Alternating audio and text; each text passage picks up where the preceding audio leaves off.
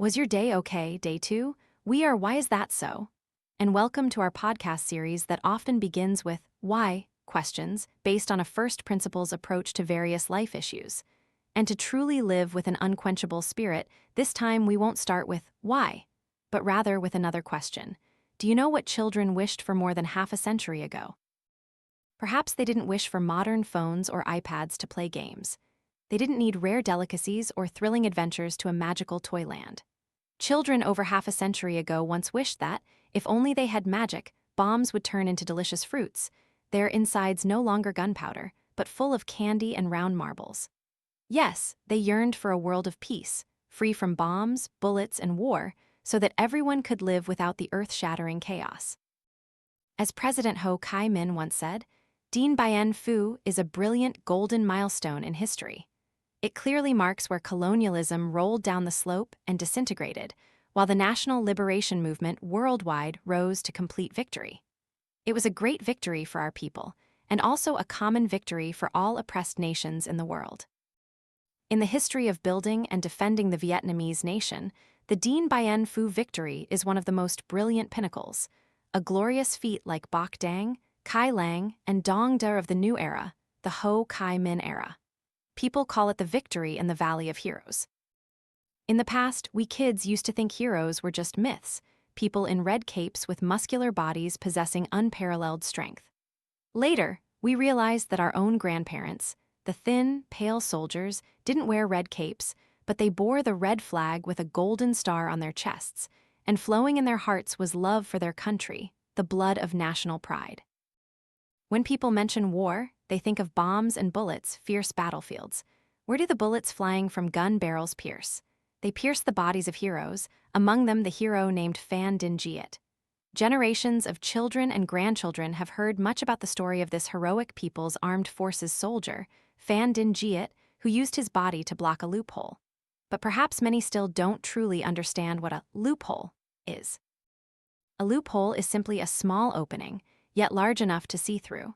Loopholes were often found below or above military structures, specifically bunkers and fortresses. Guns could be placed in these loopholes to fit the small opening, with the purpose of counterattacking the enemy.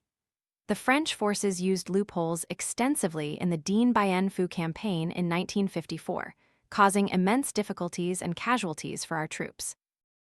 Bullets continuously fired from these loopholes caused many soldiers to fall, unable to advance further on the battlefield.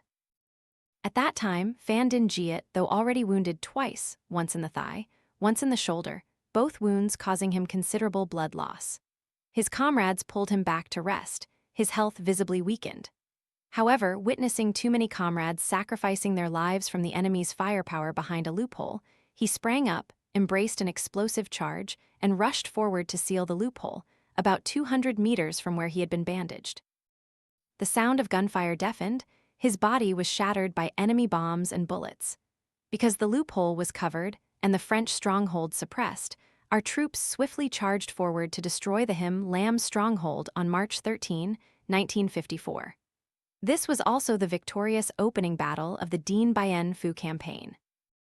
Bullets flying from gun barrels pierced the hearts of soldiers, taking their lives, but they could not take away their tenacious will to fight. Once upon a time, Mother Oko gave birth to a sack of 100 eggs that hatched into 100 children. The eldest son followed his mother to establish the Van Lang state. The mother moved to Tan Vien, organizing the social order and preserving its scale. How many hills, mounds, ramparts, and strongholds were laid out, dividing the land? Legend followed legend. We have the mother who gave birth to Saint Jing, mighty in the fight against invaders. And in the cause of national liberation, reunification, and the protection of socialist Vietnam, there have been immense contributions from the silent and utterly great sacrifices of mothers who offered their dearest loved ones to the homeland. Born as children of mothers and fathers, yet for the cause of the entire nation, these men bravely threw themselves into the hail of bullets on the battlefield. Valiant as they were, these soldiers never stopped thinking of their homeland, worrying about their aging mothers who had no one to lean on, wasting away, longing for their children each day. Before the moment of life and death, when they knew they could not fulfill their promise to return for a reunion, amidst the red summer of fire burning in the human mincer of Quang Tri Citadel. A child with trembling hands sent his mother a final letter. Trembling not from fear of the fierce battlefield, but trembling from worry for his mother in the days to come, trembling with regret for not having fully served his mother and fulfilled his filial piety. My dearest mother, perhaps this is the last letter your child sends you. By the time this letter reaches your hands, I will already lie deep within the ancient citadel's soil. If only just one more time, I could be mischievous like I used to be, for you to take the duster and hit my bottom a few times, making it really hurt, mother. Oh, mother, when the country is unified, please come and bring me home, okay? I lie just 10 meters from the southeastern wall of the ancient citadel, mother. I go, you stay and live to 100, with gray hair. Your mother's youth was a continuous scene of seeing her husband and children off to the battlefield. She diligently dug tunnels in the garden to hide revolutionary soldiers operating secretly right within enemy territory. For many long nights, she stayed awake, overseeing important meetings of cadres right beneath those secret tunnels in her home garden. She always kept a lamp lit by the altar, a safe signal for guerrilla cadres returning to operate. She often dreamt of her children in her restless sleep, waking up to light incense to comfort herself and the spirits of her children who had sacrificed for the nation. On the day they left, Mother remembered clearly. They were so young, just 18 or 20. They encouraged Mother not to cry. Mother, in turn, encouraged them to set off with peace of mind, then quietly wept to herself. Now old, Mother's nostalgic memories are often no longer clear. Sometimes, she vaguely started, imagining the distinct sound of bullets hitting her child on the front lines, as if they were hitting her own heart in the homeland. She knew the ferocity of war, of leaving without knowing if they'd return, yet she swallowed her tears to see her children off. 3 times she sent her children off to the bomb-ridden zone, twice she cried silently. Her children never returned, and Mother remained silent. These days, the song, My Mother, resonates deeply in our hearts, remembering the immense contributions of the heroic Vietnamese mothers, including Mother Thur, Mother Suat, Mother Vi, and tens of thousands of eternal symbols of heroic Vietnamese mothers. The bullets flying from gun barrels pierced and shattered the hearts of mothers who lost their children, but they could not shake the spirit of mothers of immortal children. War can destroy everything in its path, yet love remains an unstoppable force. Amidst the swirling smoke of bombs and bullets, the green shoots of romantic love still sprouted. Beautiful love stories blossomed, becoming a great source of strength, helping soldiers to firmly believe in the day of complete victory. Nguyen Thai Bich Thao and Du Dinh Su met in the early days of the resistance against the French, both being volunteer combatants ready to sacrifice their lives. What does volunteer combatants ready to sacrifice their lives mean? Cam means daring, not fearing. Tu means death. Volunteer combatants ready to sacrifice their lives refers to young men and women in their 20s, willing to accept death, voluntarily sacrificing themselves to fight for a great cause, ready to perform a living funeral with the oath. Determined to die for the fatherland, determined to live. One might think that war and romantic love are always opposing, unable to stand side by side. Yet, amidst the flames and bullets, they coexisted. Love blossomed between these 2 volunteer combatants. When the regiment left the capital, Du Dinh Su and Bich Thao were separated, each in a different place. Their main connection was through hastily written letters, sometimes received, sometimes not. 5 long years of separation, both always shared a common sorrow and remembered their promise. After the Dien Bien Phu campaign was victorious, they married in Hanoi, enjoying 3 days of happiness before Du Dinh Su received urgent orders to return to his unit. In 1968, he was killed on the battlefield in Thua Thien Hue. Bich Thao was unaware, still regularly sending letters to her husband. It wasn't until a year later that Bich Thao learned of her husband's death. Bich Thao shared that, more than 1,000 letters over nearly 10 years of separation were my strength and my life source for over 40 years. Just as Vu Cao wrote, you joined the army, the star on your helmet forever a bright guiding star. I am a flower on the mountaintop, fragrant all 4 seasons, its petals fragrant with love. Love in wartime was not sorrowful or weak. This love held the stature of humanity, their romance filled with various emotions.